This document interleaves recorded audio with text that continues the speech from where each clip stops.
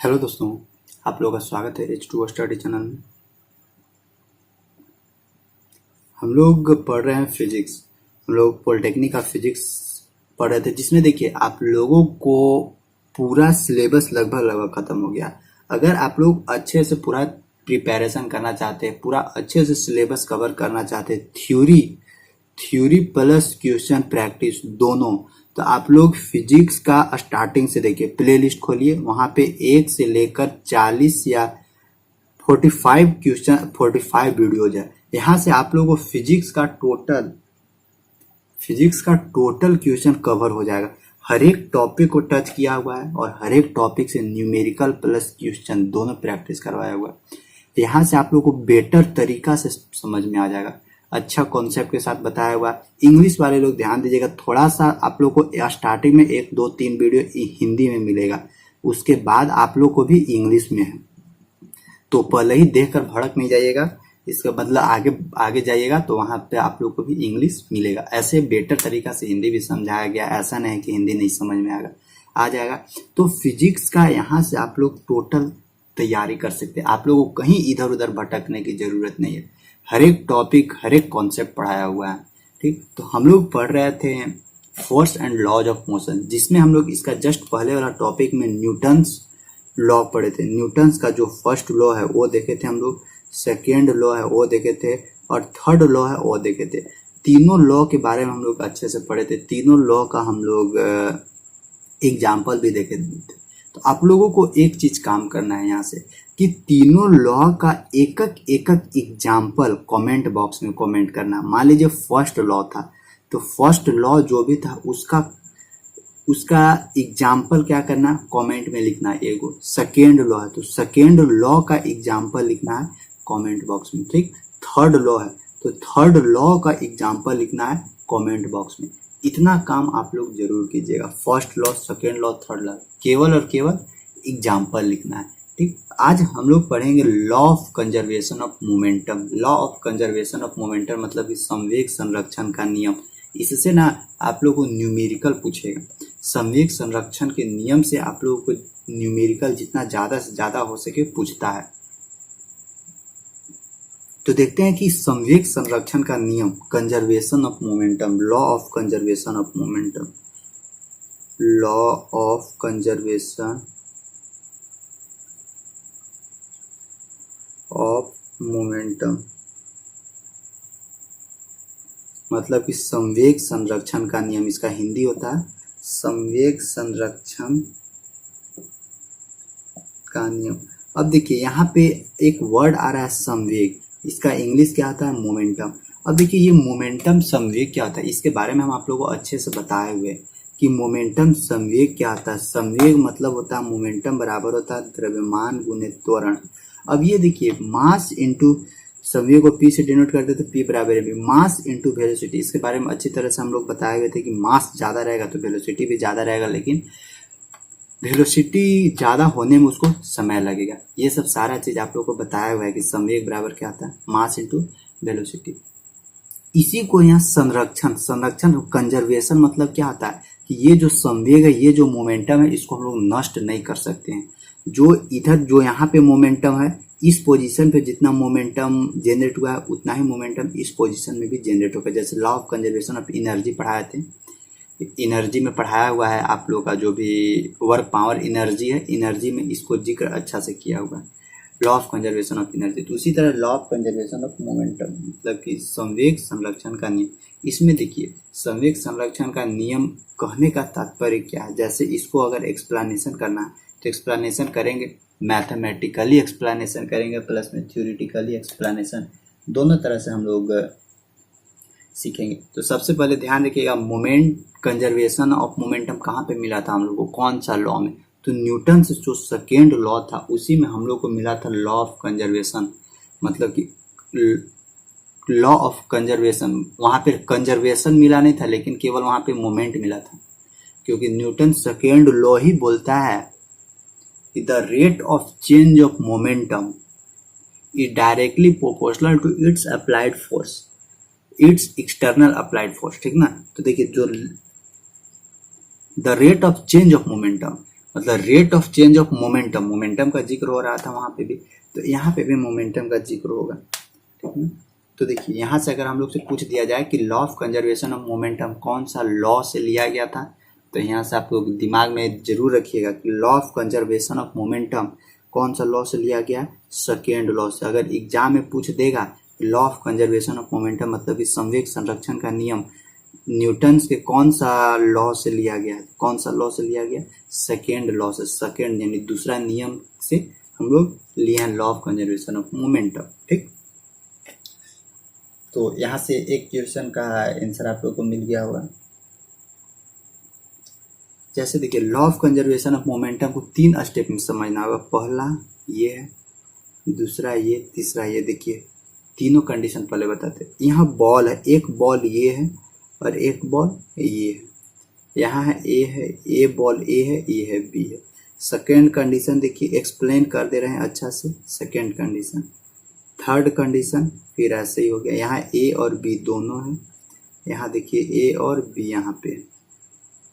देखिए first condition ये है, ये सरफेस है हम लोग का, सरफेस है, चिकना सरफेस है, चिकना सरफेस है जिसपे ना 2 गोटी जो अंटल होता है ना, अंटल कांचा जिसको बोलते हैं, अंटल ऐसे करके कैसे कर खेलते हैं आप लोग, हाँ आप लोग तो खेलते हैं।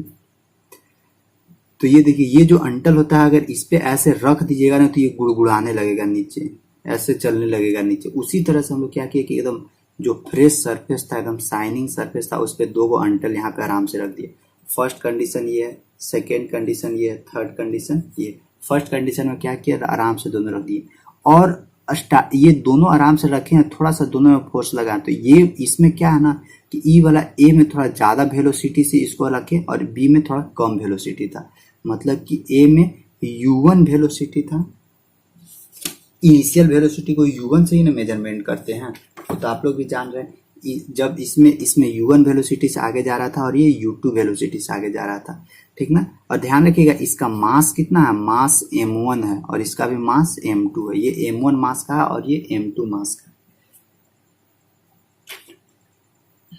तो यहाँ तक कोई परेशानी नहीं होगा। और यहाँ ध्यान रखिएगा u1 क्या है, u1 is greater than u2, यानी u1 इसका वेलोसिटी ज़्यादा है और इसका वेलोसिटी कम है। तो ध्यान रखिएगा अगर आप लोग साइकिल से चल रहे हैं, 2 दोस्त साइकिल से चल रहे, एक दोस्त मान लीजिए बहुत आगे चल गया और बहुत आगे चल के फिर वो धीरे धीरे चलने लगा और ये पीछे से पूरा रफ्तार में आ रहा है, तो ये क्या करेगा, अगर सीधे सीधे आ रहा है तो ये जाके इसको आराम से टक्कर मार देगा और फिर टक्कर मार के ये फिर आगे भी बढ़ सकता है। तो उसी तरह क्योंकि ये दोनों सेम पाथ पे है, तो जब फर्स्ट कंडीशन में क्या था, ए के ज़्यादा वेलोसिटी था, ए के कम वेलोसिटी था, तो धीरे धीरे धीरे आगे बढ़ेगा। आगे बढ़ते बढ़ते ऐसा समय आया कि ये ए है वो बी को पकड़ लिया और बी को पकड़ लिया और दोनों आराम से इस जगह पर क्या कर गए, टकरा गए।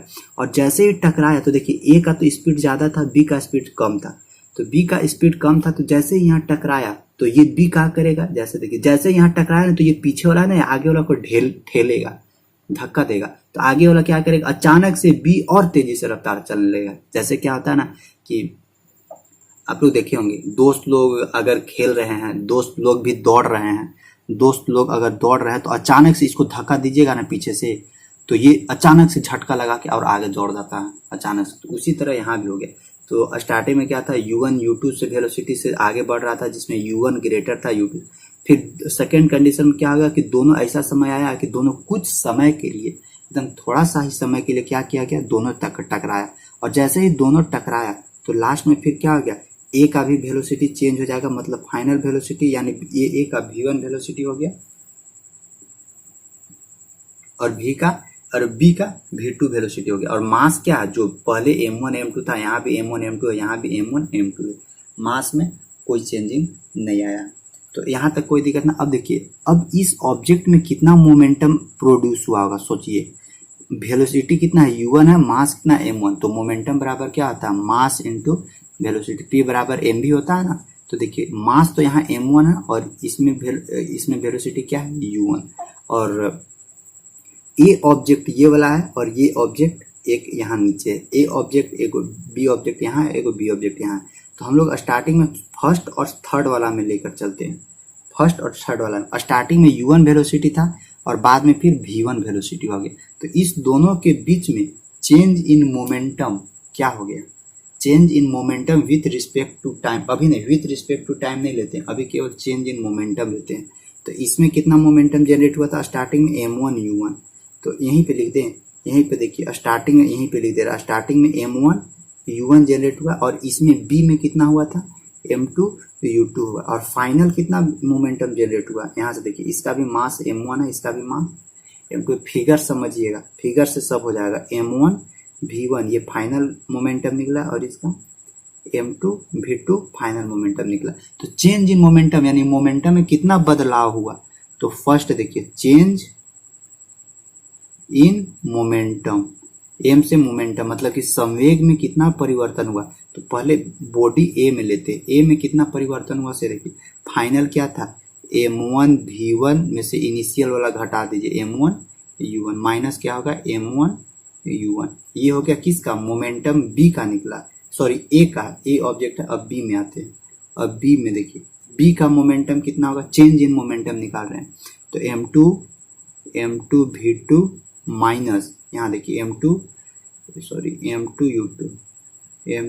u2 ये निकल गया दो इक्वेशन, यानी change in momentum of body A और change in momentum of body B, m1 v1 minus m2 u2 और m2 v2 minus m2 u2। ठीक है, फर्स्ट कंडीशन और थर्ड कंडीशन में काम खत्म हो गया। अब आते हैं सेकेंड कंडीशन। सेकेंड कंडीशन में देखिए जब अचानक से ये दोनों टकराता है, तो यहाँ पे जिस समय जैसे ही टकरा रहा है तो ये ए बॉडी है वो बी पर फोर्स लगाएगा और बी वाला क्या है ए पर फोर्स लगाएगा, यानी यहाँ पे देखिए न्यूटन्स थर्ड लॉ लग रहा है। जैसे ही अचानक से दोनों टकराइएगा ना, तो देखिएगा मान लीजिए दो दोस्त है, दोनों टकराइएगा ना आपस में, तो दोनों को चोट लगेगा। इसका मतलब क्या कि आप इसको धक्का दिए तो ये इसको धक्का दिया, तो या कि दोनों एक दूसरे को धक्का दिया तब ना चोट लग रहा है। तो यहाँ जैसे कि अगर एगो के डायरेक्शन इधर लेंगे तो एगो के डायरेक्शन इधर लेना होगा, मतलब कि दोनों अपोजिट डायरेक्शन में मतलब कि यानी अगर ए फोर्स लगा रहा है बी पर, यानी एफ ए बी पर फोर्स लगा रहा है, तो क्या करेगा एफ बी ए पर भी फोर्स लगाएगा, दोनों एक दूसरे के ऊपर फोर्स लगाएगा, एफ बी ए के ऊपर भी फोर्स लगाएगा। लेकिन ध्यान रखिएगा डायरेक्शन देखिए, अगर दोनों का सेम डायरेक्शन रहता तो दोनों का डायरेक्शन सेम लेते, लेकिन दोनों का डायरेक्शन क्या है, एक दूसरे के अपोजिट डायरेक्शन में, इसीलिए हम लोग को ले लेते एफ ए बी बराबर माइनस एफ बी ए। क्यों? क्योंकि साइन कन्वेंशन को हम लोग को देखना है, ये वाला ए देखिए ए बी पर फोर्स लगा रहा है, यानी ए फोर्स ए किस पे लगा रहा है, बी पे लगा रहा है, और इधर क्या रहा है फोर्स बी ए पर लगा रहा है, जिसके चलते हम लोग माइनस ले लिए। देखिए ए से बी पर येने वाला को प्लस ले लिए, और अगर इधर डायरेक्शन में जाएगा तो इसको हम लोग माइनस ले लिए, तो एफ ए बी बराबर माइनस एफ बी। ठीक, इतना कोई दिक्कत नहीं है। अब यहाँ से एफ ए बी बराबर क्या आता है, फोर्स बराबर होता है मास इंटू एक्सेलरेशन, एक्सेलरेशन बराबर क्या होता है v माइनस यू बटा टी, यही ना होता है। अब यहाँ से देखिए ए बी मतलब ए में देखिए ए में फोर्स तो सॉरी मास क्या है, एफ बराबर ए में एम, मास यहाँ क्या है m1 मास, अगर m1 बाहर निकाल लेंगे तो फिर हम लोग को क्या मिलेगा v1 माइनस u1 बटा T.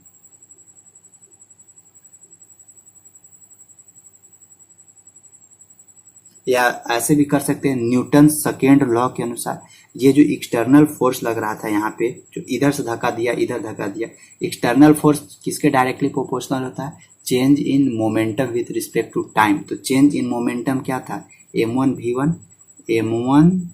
v1 minus m2 u2 बटा टी, यानी चेंज इन मोमेंटम ऊपर वाला संवेग हो गया विथ रिस्पेक्ट टू टाइम बराबर, फिर अभी हम लोग क्या करेंगे, अभी माइनस है तो यहाँ माइनस लिखेंगे, और अभी m2 v2, अच्छा माइनस इधर माइनस यहाँ रहने देते हैं, यहाँ m2 v2 यहाँ क्या है माइनस m2 u2, समझिएगा बात को, बटा नीचे क्या हो जाएगा, नीचे अपना टाइम हो जाएगा। तो दोनों करे टाइम है, तो दोनों करे जो टाइम है समय वो कटेगा। अब इधर थोड़ा सा मिटाते हैं ना, थोड़ा सा इधर हम इरेज करते हैं इधर। तो देखिए यहाँ से ये समय क्या हो गया, कैंसिल हुआ, तो यहाँ मिलेगा क्या, हम लोग को बचेगा m1 v1 minus m2 u2 बराबर, हम लोग को क्या मिलेगा, यहाँ से देखिए माइनस सब में मल्टीप्लाई कीजिए, माइनस m2 v2 और यहाँ minus plus m2 u2 plus m2 U2, ठीक ना, इधर P है। स्टेप वाइज समझा रहे हैं। अब देखिएगा यहाँ से क्या निकल जाएगा, M1 V1 और इस माइनस को एन ले आइए तो प्लस हो जाएगा क्या, M1 V1 plus M2 V2 बराबर, यहाँ से इसको इधर ले जाएंगे तो क्या हो जाएगा, M2 U2 plus, sorry M2 U2, अरे उल्टा पलटा हो गया, अरे कैसे कहाँ कहाँ गड़बड़ हो गया, M1 V1 M1 U1 ने था यहाँ, सॉरी यहाँ क्या है M1 U1, फिर यहाँ क्या था M2 V2 M2 U2, ठीक है। तो यहाँ हम लोग क्या लिखेंगे, M1 V1 M1 U1 हो जाएगा यहाँ ना, M1 U1 हो जाएगा। देखिए एक जगह जहाँ पे गलती हुआ तुरंत पकड़ा जाता है, M2 V2 इधर ले आए, इस M1 U1 को इधर ले आएंगे तो ये प्लस में हो जाएगा, तो M1 U1 को इधर ले आए प्लस में हो जाएगा, और प्लस में M2 U2 है, ये यहाँ M2 U2। तो यहाँ से हम लोग को क्या पता चल रहा है, देखिए इसको इधर ले आते हैं, M1 U1 plus M2 into U2 बराबर M1 into V1 plus M2 into V2, यही ना हम लोग को निकला। यहाँ से देखिए हम लोग को क्या पता चल रहा है, ये वाला देखिए, ये वाला इनिशियल मोमेंटम है और ये वाला क्या है, फाइनल मोमेंटम है। यानी कोई भी ऑब्जेक्ट में प्रारंभ में यानी इनिशियल में जितना मोमेंटम जनरेट हुआ है उतना ही मोमेंटम अंतिम में भी जनरेट होगा। कैसे, ये कैसे हुआ, क्योंकि जैसे देखिए प्रूफ करवा दिए, जैसे ही यहाँ बॉल टकराया अचानक से, तो देखिए जितना इसमें मोमेंटम पहले से था उतना ही मोमेंटम क्या है बाद में, यानी टक्कर से पहले का मोमेंटम और टक्कर के बाद का मोमेंटम दोनों क्या होता है, बराबर। टक्कर से पहले का ये मोमेंटम था और टक्कर आने के समय ये था, और टक्कर के बाद वाला मोमेंटम देखिए M1 U1 plus M2 U2 बराबर M1 V1 plus M2 V2, यहाँ से देखिए V1 V2 और M1, यहाँ देखिए M1 M2।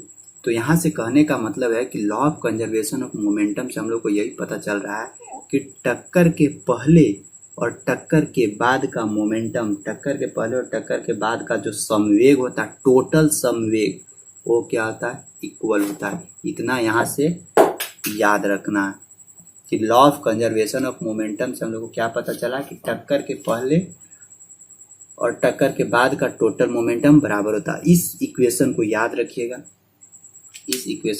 रखिएगा, M1 U1 plus M2 U2, ये काम का चीज है। M1 मतलब क्या, जो प्रारंभिक, यानी ये जो ऑब्जेक्ट है पहले वाला ऑब्जेक्ट है, ठीक, और M2 मतलब कि दूसरा ऑब्जेक्ट है वो वाला, और V1 सॉरी पर यहाँ U1 मतलब क्या, इनिशियल वेलोसिटी किसका, पहिलका ऑब्जेक्ट का, और M2 हो गया U2 मतलब क्या, सेकेंड ऑब्जेक्ट है उसका इनिशियल वेलोसिटी, और V1 मतलब क्या कि जो सेकेंड कंडीशन में हुआ, सेकेंड कंडीशन में जो हो रहा है उसका फाइनल वेलोसिटी हो जाएगा V1, और दूसरा ऑब्जेक्ट का फाइनल वेलोसिटी हो जाएगा क्या, V2। तो इसीलिए ये इक्वेशन याद रखिएगा। अब देखिए law of conservation of momentum से क्या कहाँ हम लोग इसको यूज कर सकते हैं। तो देखिए law of conservation of momentum कहाँ पे यूज किया जाता है, सबसे पहले जो गोली बंदूक चलाते हैं ना, गोली बंदूक चलता है वहाँ पे ये बहुत अच्छे से काम करता है, बहुत अच्छे से काम करेगा वहाँ पे। क्यों, क्योंकि ध्यान देखिएगा, जब भी यहाँ से ट्रिगर दबाइएगा ना तो यहाँ से गोली बाहर निकलेगा, तो ये पीछे की ओर झटका देगा, यानी गोली बाहर निकला तो इस गोली में कुछ वेलोसिटी आया, उसमें कुछ मोमेंटम आएगा, मान लीजिए मोमेंटम m भी आया, तो जितना मोमेंटम इसमें जनरेट हुआ उतना ही मोमेंटम ये पीछे वाला, ये जो पीछे बंदूक जाएगा ना उसमें भी उतना ही मोमेंटम जनरेट होगा, यानी दोनों में मोमेंटम सेम जनरेट होगा। तो जो भी बंदूक से जो भी रिक्वाइल होता है, जो भी प्रक्षेपित होता है गोली, वहाँ पे law of conservation of momentum use होता है, मतलब law of conservation of momentum का एग्जांपल है। फिर रॉकेट का नोदन, देखिए रॉकेट ये सब जो ऊपर चलता है रॉकेट प्रोपल्शन, जो भी रॉकेट है वो ऊपर उड़ता है, उसमें भी हम लोग law of conservation of momentum का यूज करते हैं। जैसे देखिए ये जितना ही नीचे धुआं देगा उतना ही वो तेजी से ऊपर भागेगा रॉकेट। तो ये क्या आता है, law of conservation of momentum, मतलब जो नीचे धुआं दे रहा है उसका momentum is equal to momentum कितना होगा, जो ऊपर की ओर भाग रहा है उसका मोमेंटम, उसका समवेग। ठीक, तो यही सब इसका एग्जाम्पल है।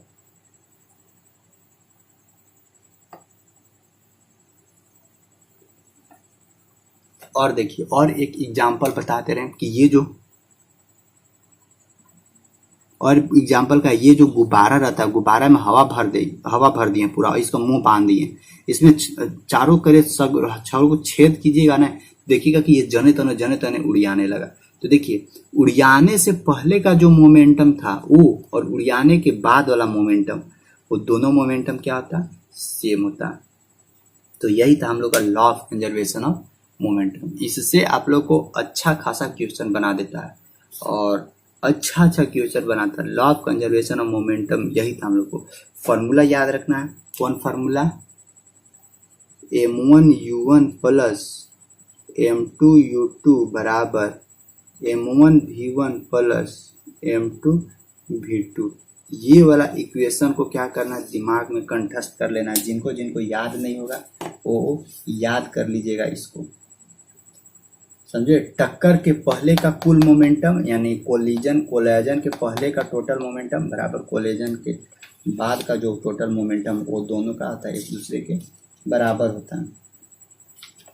अब इससे ना अच्छा खासा क्वेश्चन पूछेगा कि दो खिलाड़ी थे, खिलाड़ी का खेलते खेलते आपस में टकरा गए, तो एक का वेलोसिटी इतना है, एक का मास इतना है, तो दूसरा ऑब्जेक्ट है उसका वेलोसिटी उसका मास क्या होगा। इस तरह से क्वेश्चन बना देता है। कभी कभी ट्रेन वाला दे देता है कि ट्रेन चल रही है तो ट्रेन का बोगी देखिएगा, सब बोगी एक दूसरे के साथ जुड़ा हुआ है, उसके साथ इंजन भी जुड़ा हुआ है।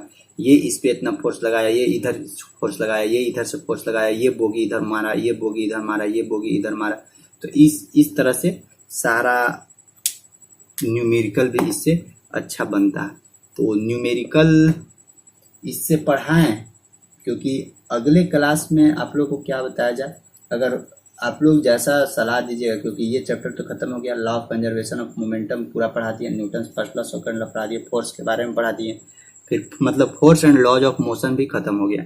अब आप लोग को अगर आप लोग जैसा बताइएगा, अगर आप लोग बोलिएगा कि न्यूमेरिकल इसी चैप्टर से करवाने के लिए, तो न्यूमेरिकल इससे करवा देंगे, या नहीं तो एक और चैप्टर बचा हुआ है सोर्सेस ऑफ एनर्जी, इसका थ्योरी दे देंगे 2 दिन में। अगर आप लोग 2 दिन वेट कीजिएगा तो 2 दिन में इसका थ्योरी खत्म कर देंगे। इसके बाद एक ही बार में साथे हम लोग दोनों चैप्टर का न्यूमेरिकल पढ़ लेंगे।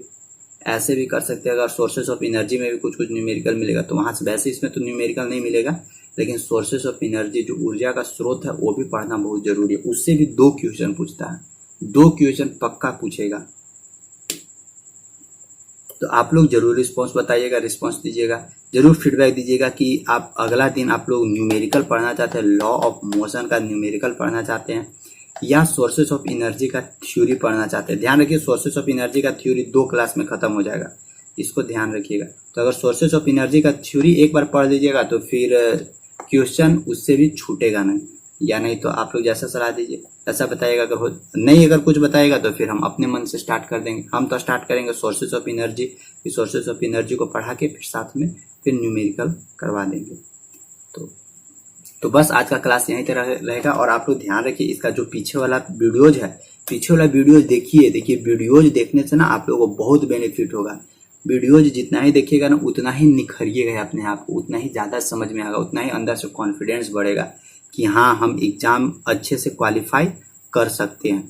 तो इसको जरूर सब लोग को ध्यान रखना, सब लोग दिमाग में बैठा लीजिएगा कि हमको क्या करना है, पढ़ना है। और मान लीजिए कि जो पढ़ लिए हैं, बहुत लोग बोलते हैं कि नहीं सर बहुत सारा वीडियोज है। अरे भाई वीडियोज है, आप लोग स्टार्टिंग से सोए हुए थे इसीलिए इतना सारा वीडियोज हो गया। अगर अब वो सब नहीं देखिएगा तो फिर क्या कहें। अगर आप सोचिएगा ना कि 10 दिन में हम 10 को इम्पोर्टेंट क्वेश्चन करवा दे, तो ऐसा थोड़ी ना होता। कितना रटिएगा, थ्योरी पढ़ा हुआ रहेगा ना तो सब क्वेश्चन सोल्व हो जाएगा। इसीलिए थ्योरी पर हम ज़्यादा जोड़ देते हैं कि थ्योरी पढ़ लीजिए ना, इसके बाद ना कैसनो क्वेश्चन का हवा उड़ा दीजिएगा, लेकिन थ्योरी अच्छा से पढ़ना जरूरी है। तो ठीक है, बस आज का क्लास को यहीं तक रखते हैं, फिर मिलते हैं हम लोग नेक्स्ट डे नेक्स्ट टॉपिक के साथ या इसी टॉपिक के साथ। जैसा आप लोग बताइएगा उसके अनुसार फिर आगे हम काम करेंगे। ठीक, थैंक यू, बाय।